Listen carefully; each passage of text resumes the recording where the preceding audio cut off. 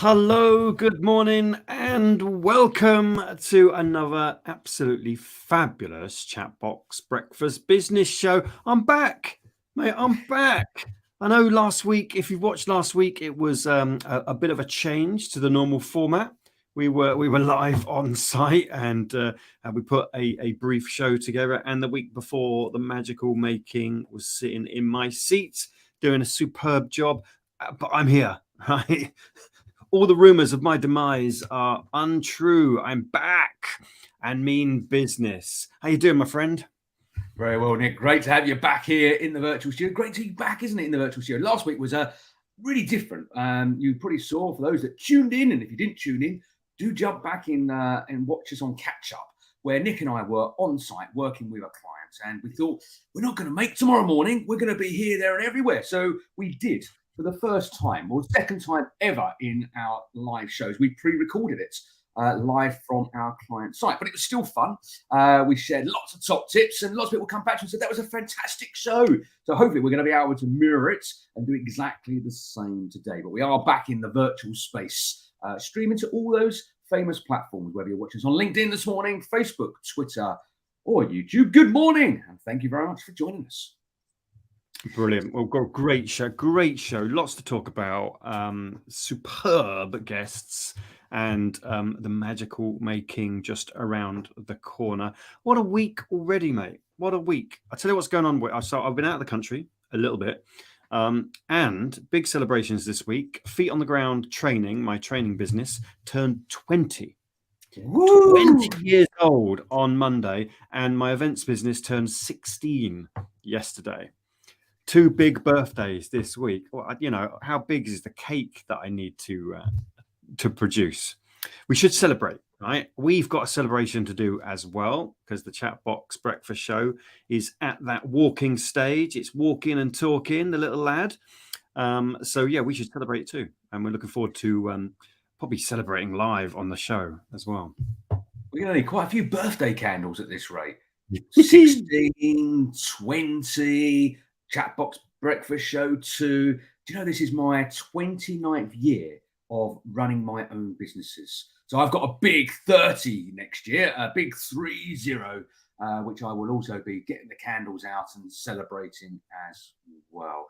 Don't forget, you can join like people are already. If you want to comment and tell us who you are and what you're doing. Good morning, Andrea. Thank you very much for saying good morning. You are welcome to use the chat on any of the platforms you are. Tell us who you are. Tell us what you do. Tell us what you are up to maybe today or this week. And you never know, we'll give you a shout out and say good morning to you as well.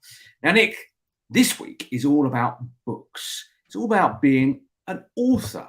And lots of business owners are going down the route of producing a book. Look at this, look, there we are. We're going to talk more about these two in a moment. But lots of business owners, and not only business owners, but people in authority and others, you know, just want to put pen to paper or maybe fingers to keyboards, are writing books these days, because it has become a slightly easier process than it used to be. So we've got a great guest joining us in the studio in about 10 minutes' time, which will be telling us why we should consider writing a book for our business or being able to share our thought leadership with others. But let's talk about some of the books that we are involved with. Well, I'm going to reframe that. Let's talk about some of the books that you are involved with, because I'm not a published author, Nick, but you are. And you have 2 great books there. One of you were just holding up. I've got one of them here. Look, the Modern Zombies book. Here it is. And you've also got the Invisible PowerPoint show. Nick, tell us in your own words, creating this, what was it like, and why did you do it? Yeah, funny. It all hinged around. So the Modern Zombies all hinged around my first ever TEDx talk, which raised the question, and I don't think I'd ever asked myself the question before: what have I got to say? And to produce something for the TEDx, you know, you think, right, what is it that me as a business owner, a brand, a thinker, what really have I got to say? And then doing a talk about it is one thing, but then putting those thoughts and ideas into book form, I found it a tough process. I know it doesn't have to be as tough. Blood, sweat, and tears, mate. I remember the point my editor cut 10,000 words out of the book to make it flow better. 10,000 words. I then had to put them back in, but the better words. So that the process for me was it's quite daunting, but a game changer. Massive game changer. I am now the modern zombies guy. People talk about modern zombies more than they talk about Nick Luby. My brand has transitioned to whatever is in the book, and those people that read it really benefit from it. But as a speaker from stage, it's cool to have a book, right? People talk about this published author. So from a credibility point of view, massive impact. And it is becoming much easier to add that credibility. Ideally, if you've got the whatever it takes to write a good book. I'm not. Which you have. Get cracking. Come on. We're working on one. Lots of people will know who tune in on this on a regular basis that we are putting together the Chatbox book of top tips. More of that to come later on. And I'm looking forward to being a published author and being able to hold up my purple book, because we haven't decided on the final front cover, but it's looking quite purple, the Chatbox colours, and be able to sort of showcase that and add that credibility as well. I suppose there's a number of questions here. Do we need to be a published author to gain that credibility with our audience? And these are questions that we're going to ask our guest on the show this morning. But I wanted to plug a few of our guests that have been on in the past and just talk about some of the books that they've done. So we've had Professor Alan Barrell. He's been our, I'm going to put this in a very nice way, but he's been our oldest guest on the show at a very young 82 years old, our oldest entrepreneur that's been on the show. And he has his book here, Show Me the Money. It's a great book, great read. So if you get a chance, have a read of that. Obviously, we've had yourself, Nick, really important with Modern Zombies. We've had business storytelling with Jyoti Gupta. He's been on the show very recently. What other ones we got, Nick? You've got a few there as well. Sarah Jane Adams was on the show, bringing human back. Right? Quality read. And Sheila Ranta, right? The Boomer Warrior. Okay, I'm getting to that point. I need to... I lent it to a friend who was going through this. My turn next. So it goes to show, right? People that have reached a certain point in their business are taking that step to, let's say, get what's in here, all that knowledge and experience. Almost 30 years of knowledge and experience, mate. How cool would that be if I could pick that up in book form? Right, or other formats, right? It's great to come onto the show, listen to the show, and think, all right, Dave and Nick, sometimes know what they're talking about, so that's good value. But imagine crystallizing all of those 30 years, all of the cool stuff into a book. Power, man. Absolutely. Audio or old-fashioned reading? Are you a paper book man, or do you like maybe a Kindle or reading on a tablet or another type device? Or you plug your headphones in and listen in the car, or a bit of mix of all? What's your favourite media? Massive. If I really want to focus and concentrate and lose myself in a book, massive paper fan. Right. I find it the best method for me to kind of absolutely take myself from here into that space. But I think Audible, an audio version is a bit of a must for our busy world. Because there's audiences that don't read, okay, but I'm interested in the audiences that do read, and there are some audiences that love to read but don't have time, so they're listening to the books. So it makes sense to have that book in audio fashion as well, plus other stuff which I'm interested to ask our guest about. And I know full well, and I'm not sure how much of a secret this is, but the magical May King is in the book zone. Should we get her in and should we ask her about how she's getting on? Right? How is this magical tome coming together? Yeah, let's bring May King on. May King has been waiting backstage. Good morning, May King, and welcome this morning. Good morning. How are you, chap? May? Yeah, very well, very well. Thank you for joining us again this morning. As some of you know, Making is you're kind of our third host, Making, helping us keep things together when one of us are disappearing, but also reporting from here, there, and everywhere around the country when you're on the road as well. Give us a different dynamic, and more importantly, looking after our back end, our social media, and telling everybody what they're missing out on, the fear of missing out, the whole FOMO creative thing. The queen of FOMO is what we know you as. So what's been happening, Making? And are you a book reader? Are you a listener? Do you tune into to what's happening via audio? What's your favorite media for listening to your favorite books? So I'm a big fan of Modern Zombies. You can see all the notes that I've written and all the pages that I've turned down and so on. So big shout out to Nick there. I am actually not much of a book reader, to be honest, but I am aiming to read all of these books, all these business books, one day. Prioritize. But like Nick said, I've been threatening to write a book for, I don't know, 7 or 8 years. I've got 7 different titles, all on different Google Docs with a paragraph in each. Then I get imposter syndrome. Then I think, oh, who's going to want to listen to me? But I am really looking forward to hearing Sue, to help us business owners to, get over that fear and just start writing and finishing it as well.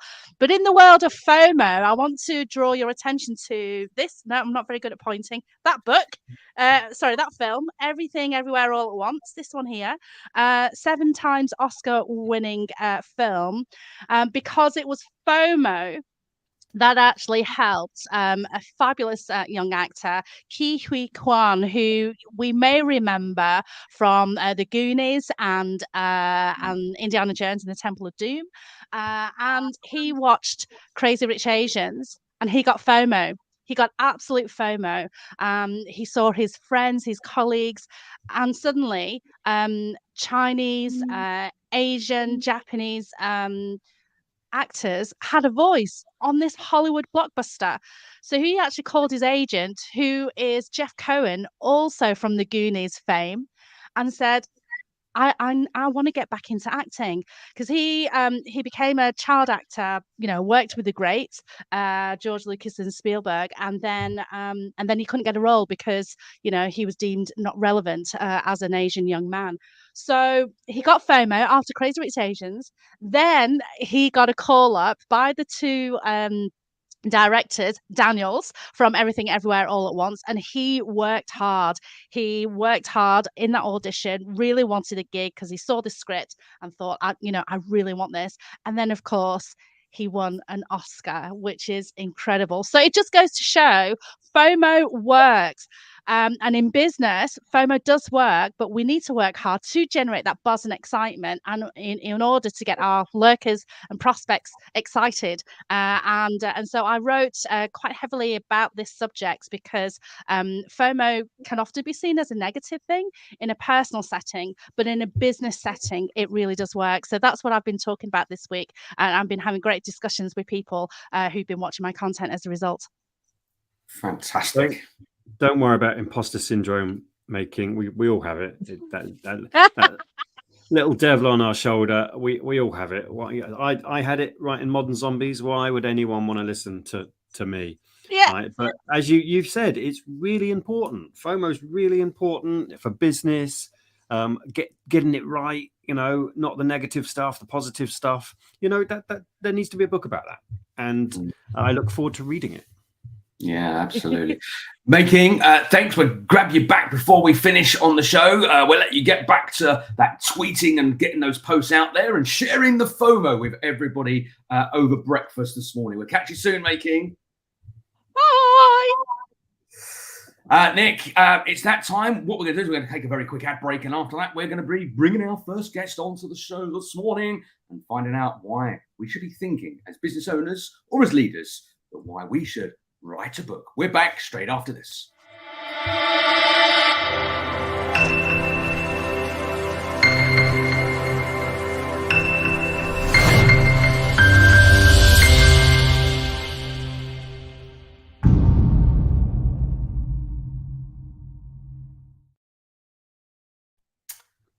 Welcome back for those that were with us before the break. And if you're just tuning in, yes, we're here. It's Thursday, 16th of March. We are live and broadcasting around the world across all those social channels. If you're munching on your cornflakes, sipping on your tea or coffee, thanks for joining us. We are just about to invite our first guest into the studio this morning. And this morning, we're talking about books. Do we need to be a published author to get credibility? Well, let's ask the expert. Please give a very warm welcome to Sue Richardson from the Right Book Company. Good morning, Sue. Good morning. Good morning, everybody. Now, welcome, Sue. Welcome. Tell us a little bit about who Sue is and tell us a little bit about the Right Book Company. What is it that you do? I think there's a big giveaway in the background there, but let's find out more. Just a little bit of a hint in the background here. Yes, just some of the books that we've published recently. So I'm Sue Richardson. I've been in publishing for 30 years. I've had my own publishing imprints for the past 20 years. And I'm absolutely crazy about the power of the book to support not only the people who read them and the people who get, whose lives are changed because of the books that they read, but also those that write them and the power of the book. What a great intro this morning you guys have given. What great stories we've already heard about the power of the book. So that's who I am. And the Right Book Company is a hybrid book publishing company, and the Right Book Press is our imprint. And we produce books on personal and business development, mostly business, but some personal development. And we work with brilliant business owners and leaders to help them make the most out of their books. And I'm a massive fan of the hybrid publishing model. I didn't know much about it, so I correct me if I'm wrong. Is it relatively new, hybrid publishing? Can you explain what it is for our audience? Because it's a much easier road to getting everything that's out here out into the published world. I think you're probably right, Nick. I mean, it's different strokes for different folks, without any doubt. There are various publishing models available, and people need to think through very carefully which is right for them. But I think that what I would say is that hybrid isn't really new. Hybrid has been growing, and hybrid is probably a fairly new term for what we do. I've been using this model together with the traditional model. The authority guides behind us is a traditional imprint, so we commissioned those.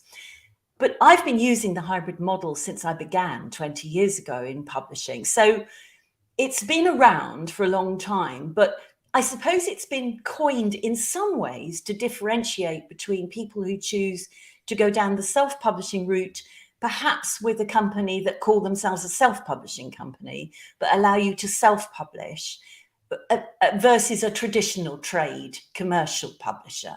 So it's that professional publishing, but the author has more ownership and actually funds and invests in the book themselves. Brilliant. So if I want to become a published author, And he does. And I do, and I'm hopefully will. But if someone's out there listening to this now and they're thinking, okay, look, I think I could write a book. I think I've got an idea. I think I've got some stories to share. Where would they start? What would be your tips for them to maybe kind of get what's sat up here, maybe mapped out? What tips would you give someone before they approach maybe someone that's going to help them put the book together, like yourself, the Right Book Company? What tips would you give them in the very early stages? I love this question. I think that, to be honest, you have to go back to your purpose for writing a book. The why is, so many people start with what. You're absolutely right. The what, when I say the what I mean is what's up here. All that knowledge, all that expertise, all that experience that you've developed. Of course, it's natural for most people who are brilliant at what they do to think about that first. They think, I can write a book because I've got all of this to offer.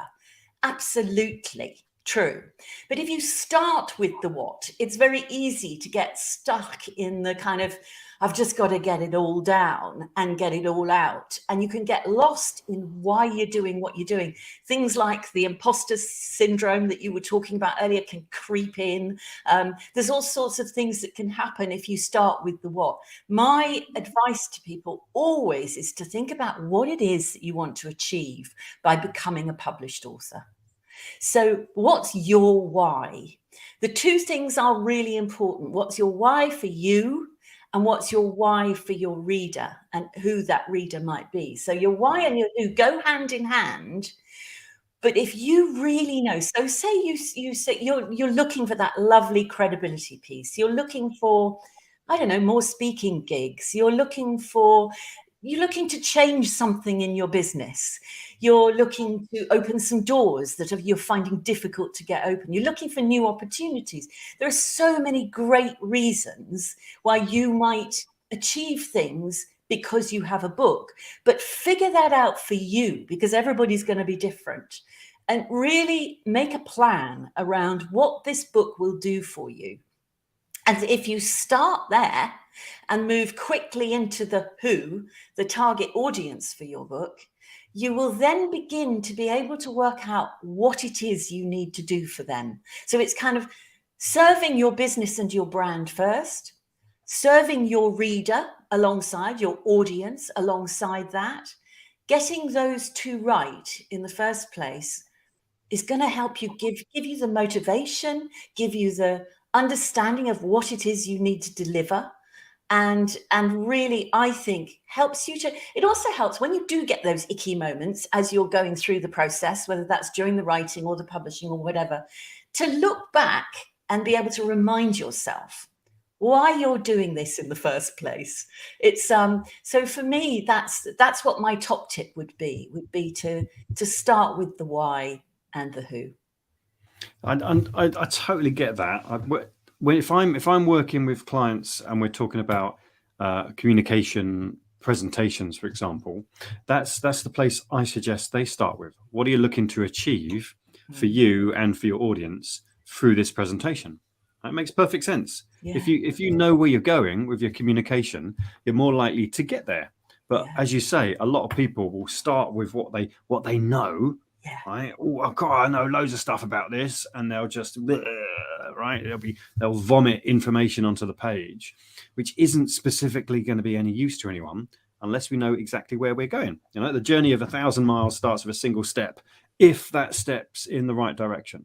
Exactly. It's going to take quite a while if the step is in the wrong direction. So I'm loving this. So if I'm at the point, I've said this for some weeks now, of starting the follow-up to Modern Zombies, and that's the place I'm starting with. What exactly do I want to achieve for me and for my audience?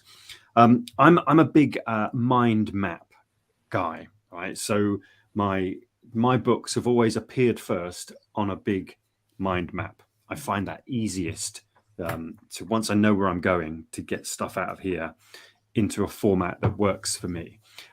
Is that a good idea? Should I just be writing on paper? What is everybody different, Sue? Or do you have some techniques saying, right, you're now ready, here's the mind map that you should fill in? What's the next step?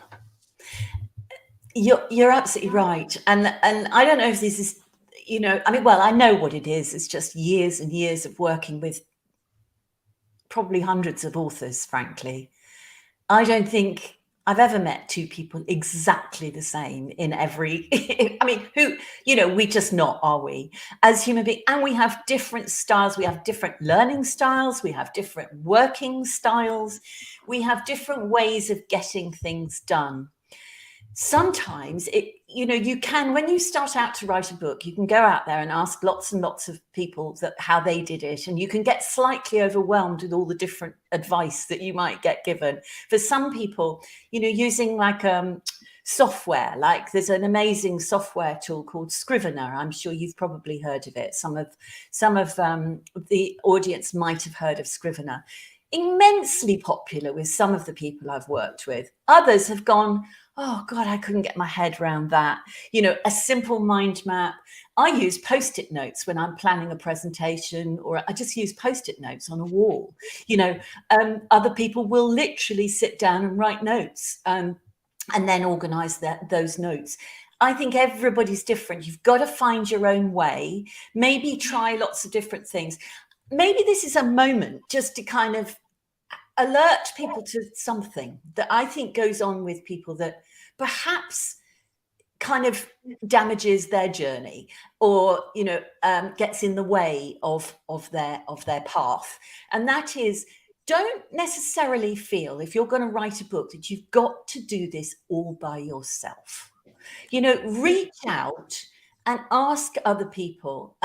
Join. I mean, we have a small groups called the Right Book Buddies, which start every 6 months, which are just people who are in the process of writing a book, and they share these ideas, Nick. They share the tools they're using, they share the methods they're using to get their books written. Get in a room with some other people, whether it's one buddy or, a book coach could be helpful to you, or work with a developmental editor, or, there's so many different ways. But don't necessarily feel you've got to work all this out by yourself, or perhaps with the help of, Professor Google. Just literally think about who out there you might be able to reach out to give you a hand, to work with you, to kind of explore some of these alternative ways of doing things. This is great. This is really great stuff, especially for me that is coming into this as an absolute novice. I'm obviously riding the coattails of Mr. Luby here, who's been there and done it. He has a few of the T-shirts and no doubt a mug or two as well. But it's so interesting, isn't it? Because if you've never done this before, it's like anything. If you've never done it, you don't know what to do. So listening to the experts, Sue, like yourself, is such a great way of knowing what that process looks like, how to kind of take my idea that's been rattling around up here for years and years and start to kind of map it out using some of the tools that are available to us. The old-fashioned pen and paper works just as well, or using those apps that you mentioned. I'm Digital Dave, I'm referred to quite often. So I like a bit of technology. I find it very useful. But again, it's about finding what works for you and what you feel comfortable with. So let's just say now we're starting to write everything out. We've started to map it out. We've started to create the content, and we've kind of got what we think of everything together. What's that next stage? We talk about self-publishing or working with someone like the Right Book Company. And again, people can look at the different ways of doing this, but I've got everything together. I've got a stack, or it's all digitally stored, or whatever it is. And I approach someone like yourself. What's the next stage? How does that happen? Do I just give you everything and all of a sudden it becomes like one of those books on the shelf behind you? Because I've always envisaged this is quite a robust process. Doesn't happen overnight. No, it doesn't. You're absolutely right. It's amazing. People are often, when they haven't done this before, they're quite surprised. I mean, Nick, you will know this because you've been here. But they're quite surprised at what goes into making a good quality book, because there are lots of different processes and lots of experts, lots of professionals that need to get involved in making sure that the product that comes out the other end is fit for purpose, actually. The way we would work, and I mean, I can only really speak for us and our process, but I mean, the way we would work is we would make sure, first of all, that we're all on the same page, pardon the pun, as the author, that we understand your why. Now, quite often we've worked with people right from the start, so we get that, and we've been on that journey with them. But maybe not. Sometimes they might come with, like you're just describing, they might come with a completed manuscript that they're really happy with. But even though they're really happy with it, and maybe they have worked with an editor, or but it's probably really important for them to have a publisher's view of it. And so our first process is to take them through a manuscript appraisal. So even if the manuscript is all done, we would read it very carefully. We'd have a developmental editor read it very carefully and just sense check it. Make sure that it's ready. Make sure that it's doing the job that the author wants it to do for the author's audience. So we're starting to think about this book now as less about all that great stuff that's in that author's head and heart, and move it into a space where it becomes a product that's going to be really useful for other people out there. So we start that process by taking it through that appraisal, and then it goes into production, and that involves copy editing and typesetting and design work for the cover. There's a whole piece around positioning it, so understanding, have we got the right title for it? Have we got the right design brief for the designer to make a fabulous thing? So for, work it, so we need to understand the who piece, we need to understand the target audience for the book really well. So it's that mission, what's the author's mission, what's the author's audience, and then we turn it into a product. And any publisher would be doing that. If you're self-publishing, you need to work out how to do that for yourself. You need to work out, you've got to get the right people around you, and you've got to work out how to do it yourself, which is one reason why I know you probably say to me, well, you would say this, wouldn't you? But actually, as a busy business owner or leader, consider whether self-publishing just might take up a little bit too much of your time, might take you off the focus of that you need to have on your business. It's potentially it's a great route. It's a route that works for many people. But if you're a busy business owner or business leader, consider the other publishing routes first, I would suggest. Sound advice, Sue. And I think one of the issues with this is the idea of writing a book is quite daunting, and it turns out it doesn't have to be so daunting, but there's quite a lot to it. I certainly found that getting the words on the page was only half the journey. Yeah. And the other half, I was really quite clueless about, because it's not my skill set. I could get my thoughts onto paper, okay, and then I needed someone to tell me how to do that better. But then, all of those other steps, the typesetting, the cover, the positioning, the system around that, totally, I had no idea. I thought my job was done. So there's a lot more to it. It doesn't necessarily mean, oh my God, I'm not even going to start. But to do it well, and I think one of the sad things that we probably all see, someone's got some good stuff, all right, they've committed it to paper, and they think the job is done, and all they need to do is just tick a self-published box. So it gets published, the typeset's all wrong, the layout's wrong, the cover looks dreadful, and what it does, it just diminishes all of the cool stuff that in theory has come out of my head onto a page, and hasn't done me justice. And I think and every single person, no doubt, who's listening and watching this right now can tell a poorly self-published book compared to one that's been through the hands of the professionals. Yeah. And it must break your heart, Sue, when you think, oh, actually the content's not bad, but oh, look at it. I don't know why someone would pick it up. It is so sad when you see it, and I do feel sorry for people, because I think that honestly people believe that because why should they know anything else, actually, that if they believe that their book is brilliant, that actually the other bits aren't all that important. But sadly, it's like buying any product. You wouldn't go into a supermarket and buy, something where the packaging looks kind of broken, or, like there's something really dodgy about, anything that we consider that we buy as a product. We want to be attracted to, we have to be attracted to it. We have to say, oh, that's for me. And that piece of, oh, that's for me, that piece of turning a book into a product is a piece that publishers know how to do, that, and that quite often authors don't. Why should they?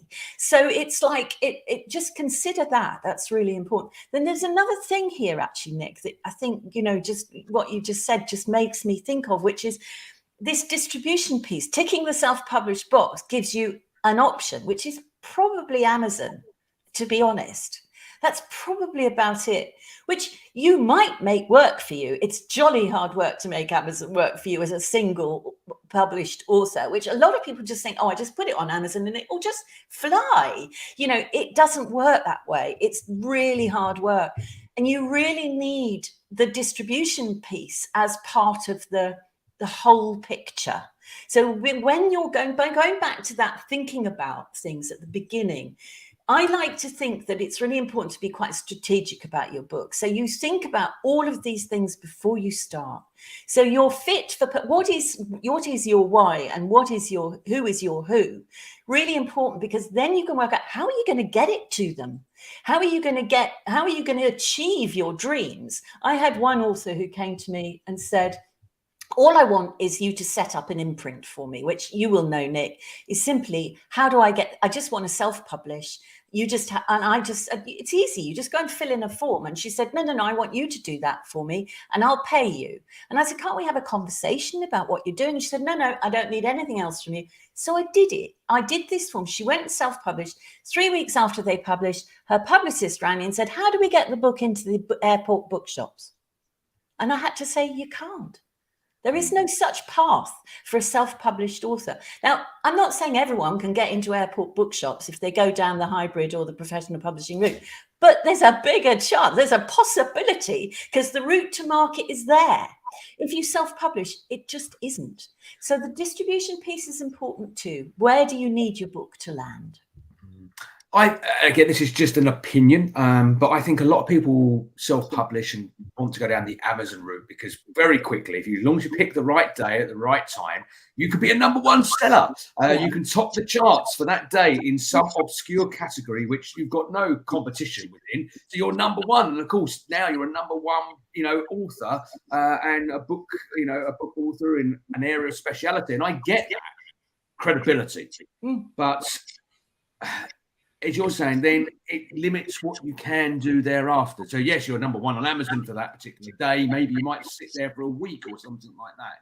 But thereafter, what you're suggesting becomes a lot tougher, a lot harder to be able to get into bookshops or other places to make your book known and to be able to sell it. The thing is that there is no route to market. That you cannot get into the book trade. You cannot sell your books through the book trade as a self-published author. Not really. You can sell through Amazon. Bookshops aren't interested in print-on-demand books. They can't make it work for them. But it's not just about that. And Amazon can be an incredibly powerful tool. But actually, if you put all your efforts into becoming a bestseller on Amazon, what does that actually mean? Okay, because it's remarkably easy to do, as you've kind of just hinted at there. If you do that, in a very kind of tiny category, then you can call yourself a bestseller. So you sold 20 books on that day. So kind of, what has that really done? Has that ticked your why? Has that done what you needed to do? I always say to people, you know what you could really, really do with your book is sending a copy to the CEOs of the companies that you want to work with, or the PAs of the CEOs of the companies that you want to work with. Use your book to open doors. Use your book to get people talking about you. You don't forget things. I mean, okay, play with Amazon if you choose. It's fun. But what does it really mean if actually you become a bestseller in an obscure category on Amazon? It doesn't mean it's a tiny piece of that power and that impact that you guys were talking about earlier. That if you put your efforts into actually personally getting behind your book and doing really great things with it, that is where it's going to change things for you and your brand and your business. This makes a big distinction between a vanity project and a something that has value for you and your business or your brand. I totally get the vanity idea. We are awash with, okay, I made it to #1 on Amazon for 10 minutes. So I'm going to tell everyone I'm a #1 best-selling author.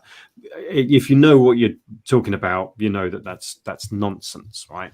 But similarly, I did a TikTok on something and it went viral. So for 15 minutes, people were watching my video. So what, right? So what? Unless, of course, you know what you're trying to achieve. You've got a strategy, and that is a big part of that strategy. That famous for 15 minutes idea, or famous for 15 seconds, as it's probably more likely, is kind of a nice to have, but it only ever going to tick that vanity project. I love it when my book is doing well on Amazon. Of course, that's a great ego trip. Yeah. But does it get me more speaking gigs? Do CEOs go, we need you, come in and sort out our teams? Yeah. No, they needs more focus than that. Yeah. But I guess it works for some, but it certainly never worked for Mr. Luby. No, it's interesting. Have I got time to tell you a very quick story? Yeah, absolutely. Yeah, we're getting some comments in. Wise advice. Thank you very much for good. putting that comment on there. Friend of the show, Sahid. Great to see you, my friend.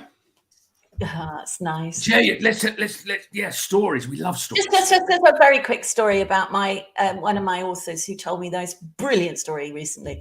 This guy, Nick Cramp, Better Before Bigger. Actually, he's our guest on the Power Lunch. So I know you're going to tell folks about our Power Lunch in a couple of weeks' time.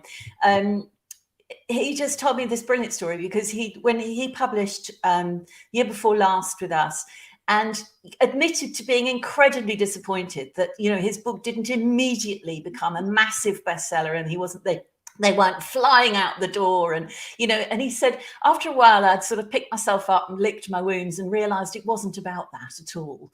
And he said one of the things that he recognized was that actually the process of writing the book, and Nick, you spoke so beautifully about this earlier, that the process of writing the book really helped him to understand what it was that he did and who he did it for. And it kind of really helped him to kind of refine that brand message, if you like. So the first part was that. The first part was this brilliant process of actually getting the book written and really helping him to kind of really hone that message. But then having kind of got the other side and realized he wasn't going to sell hundreds of thousands of books, that actually he began to use the book as a tool to bring a network of collaborators together, people who could go out into the world, who could talk about him and what it was that he did, and this special piece that Nick offers. And actually, because he had the book, it was easier for them to talk about him. So for me, so much of this energy and effort that goes into making a book work for you, think about how you can make it work in terms of really seeing it as a tool in your business. Forget about being a bestseller. As you said, it's a lovely thing for the ego. It's a lovely thing. It's a nice little sort of a little sort of addition, a little cherry on the top of the cake. But it isn't what's going to really, really work for you in your business if you're keen to get that brand message out there. Yeah, no, great. And it's nice to hear these stories where people actually do see the benefits of being an author and actually what it means to them once they kind of put all the bits of the jigsaw in the right places. I think we all know that none of us are going to be millionaires off the back of writing a book, unless you're kind of J.K. Rowling and, putting together a book that everybody wants to read. But I think you hit the nail on the head earlier, Sue. Having a book is a great way to open doors. Sending it to the people you want to work with, the CEOs. Nick and I have been doing lots of training with some awesome companies over the past several weeks. And we've been using the power of books as a gift afterwards, thanking them for their time. And they love it. Nick's book has gone down a storm, and we're by the way, just to put it into context, we're offering Ken Blanchard's The 1 Minute Monkey Meets the Manager, and we're offering Modern Zombies. And guess what one they're going for? Sorry, Ken, you're out the picture because they prefer Nick's book over Ken's. Don't get me wrong, Ken's book is awesome, by the way, one we recommend. But there's nothing better than actually seeing the author, and Nick's been scribing in some of the books as well. So I'm a great believer in, this book is a great way to build rapport, relationship, and be remembered for as well. So we're not going to make millionaires out of it, but hopefully it does create opportunity and open doors and build relationships. So we're getting really close to the end of our time together, but I know we're going to ask you a little bit more about something super exciting that's coming up on March the 30th. Tell us a little bit more about your book club, I believe it's. Well, no, this is the Right Book Power Lunch that you're talking about on the 30th, which is lovely. We did a whole series of these last year, and we've continued with them this year. And this year, last year we interviewed all sorts of very successful business book authors. This year we're focusing on our authors because we want to really showcase them and tell their stories. So we've got Nick Cramp, who I've just mentioned, author of Better Before Bigger, to come along and tell the audience of people, anybody who has any interest in books or in the writing of a book or the publishing of a book that might help them promote their business or build their business. So he's going to come along. So we're going to have a chat with him about how he's trebled his business since he published his book. So that's been that's going to be really exciting. We also, as part of the Power Lunch, have our buffet of bite-sized tips from my team, which are Paul East, who will give you lots of tips on how to market your book, how to promote your book, get it to the right places. And Bev Glick, who is our head of our developmental editing team, who will give you tips about getting your book written. So lots of great stuff in there, and it's streamed live on LinkedIn and Facebook and YouTube, 12:30 on Thursday the 30th of March. Brilliant. And if people want to find out more, right? A power lunch with a buffet of top tips. Buffet of bite-sized tips.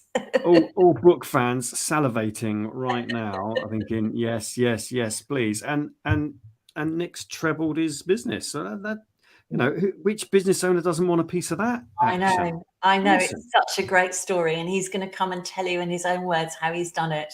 It's a brilliant story. Yeah. And if people want to find out more about the Power Lunch or to find out more about the Right Book Company, I assume they can head over to your website, which is therightbookcompany.com. Is that the best place for them to connect and find out more? Absolutely. Absolutely. Therightbookcompany.com. But also, please feel free to connect with me on LinkedIn, Sue Richardson, or, we have a company page on LinkedIn as well, The Right Book Company. And so, or Facebook if you choose, but we tend to hang out more on LinkedIn. So, be good to see you. Brilliant. Be really great to see you. So, it's been a pleasure, Sue. Great, all the tips that you've shared this morning. No doubt you'll be featuring our book that's coming soon. We'll get one of your top tips in there. Why would you be writing a book in the first place? That's a great tip to feature in the book about top tips. Sue, it's been wonderful having you on here. Sue Richardson from the Right Book Company. We will catch up with you soon and find out some more top tips and how we can be successful in being a published author. Sue, until next time, thank you very much for joining us this morning on The Breakfast Show. Thanks so much for having me, guys. Thanks. Bye, everybody. Bye-bye. Bye-bye. Wow, Nick, fantastic. Now, that's sparked lots of ideas for me now. You see, I've got all these things bubbling around in my head. We're going to have to deliberate and debate afterwards and kind of think, what can we do here and how do we do this? And exciting, really great stuff. Yeah, I want to triple my business. I want to know how Nick did it. My book's been great, and I've loved having it as to accompany me on my business journey. I don't know if it's tripled the sort of business. It's changed the direction of me, my brand, and the company. Not necessarily the book, but the process, as Sue referred to, of what is it that I've of value that I've got to share with an audience. It's changed my life. Well, Shahid thought that hit the spot. He appreciates all those comments. Thank you again, Shahid, for joining us this morning and listening in. it has been a great show this morning, picking up these tips, especially as we're on this journey of kind of compiling a book. Third one for you, or fourth it will be once you've got Modern Zombies 2 out there as well. But the first for me, and going to break my virginity and be a published author very soon. All going well. That's what we should call it. Breaking your virginity. Oh no, but I think Richard Branson might have stole that idea. Yeah, something like that, didn't he? Yes. Come up with something. Making sitting there laughing backstage in the green room. Right. Yeah, breaking. You can see Making is making bestseller. Right? Yeah, Making's literally tweeting this one. The fear of missing out, breaking your virginity. You can see it now being pumped out across all social media channels. People will be joining the show. You cannot use that turn of phrase, mate. You can't say pumped out and virginity in the same sentence, right? That cannot be done. Fortunately, no one's listening. Surely this isn't live, is it? We're not still on air, are we? Oh yeah, we forgot to end the show. In fact, it does bring us towards the end of the show. Nick, favorite book? A book that you love, something that you've made you smile, that you've read in the past, that you would say to others, pick up and have a read or a listen, whatever that format looks like. What would be one of your choices? Apart from your own. So many, right? I absolutely love a good book recommendation. On my trip recently, I've got 3 books ready to read based on the recommendation. Currently, absolutely loving Greg McGowan's Essentialism. My favorite book tends to be the one I'm currently reading. I just lose myself in it, and I know it's a good book when I'm stealing time to have a little read. Oh look, I've got 5 minutes. I'm going to read my book. There's just a ridiculous number of great books out there. Should we bring May King back in, the soon to be author? See how the FOMO world is reacting to Sue's fabulous tips. Yeah, welcome back, May King. How's it going out there? What's happening in the world of FOMO? What's the conversation happening out there? There's a lot of people who are a little bit shy, so they're liking the tweets, not necessarily commenting on them. But gosh, wasn't Sue just incredible? I've heard a lot of people talk about the differences between, self-publishing and getting someone to publish. But the analogy, the really sad story of the author self-publishing, then wanting to know how to get onto the airport shelves was really quite sad. But definitely something to consider as a future author. But also loved Nick Cramp's story as well, where the ego fed into the book being published and thinking, where are my thousands of fans? Why hasn't my book become a bestseller? And then sort of checking it in on himself, thinking, oh, okay, well, and Sue remembering to talk about the encouraging authors to remember their why and forgetting the vanity check of becoming an Amazon #1 bestseller. I think hopefully most people in business know that is doesn't mean anything. It really doesn't. Find an obscure topic to be a bestseller of, and then you can become a #1 seller in 5 seconds, which is great. So lots of great learnings there. And as I say, a few people liked the tweets, but not necessarily commented on it.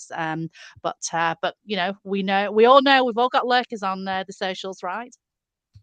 Yeah, certainly, I've got a top tip, right, for those people that have got a book and they want it on the shelves in the airport, right? Next time you're at an airport, take a copy of your book, get it out of your bag, put it on the shelf, take a picture, put it on social media, say, "Oh, my book's in great company," and then put it back in your bag, and then and be gone, right? Ta-da! Job done. And you're allowed, right? And you slot it on the shelf next to the #2, don't you? Up the top there. Don't go #1 because that's a bit too much. But you put it as #2. Quick shout out, James Wow, good friend of mine. This is a fantastic book. If you fancy a good laugh, I listened to it as well as read it, but it's brilliant in audio format because you get him telling all the stories and things. So that's a good one. And finally, for me, I'm a big Apple fan, as most of you will probably be aware. I Was by Steve Wozniak. This, for me, was a great book to listen to. And again, I've read the book from cover to cover because I'm a huge Apple fan and the journey. In fact, look, I even got to meet Mr. Steve Wozniak in the past. There's me and my wife and Mr. Steve Wozniak in the middle there. There's a story there that might feature maybe in one of my books in the future. Why did I meet Mr. Steve Wozniak? What was it all about? All I will say is I got the opportunity to have a handshake, a grin and a grip, and have a few words with him. My wife got a kiss and a cuddle. Man, I was jealous. I wanted that kiss and a cuddle. But there we go. So, yeah.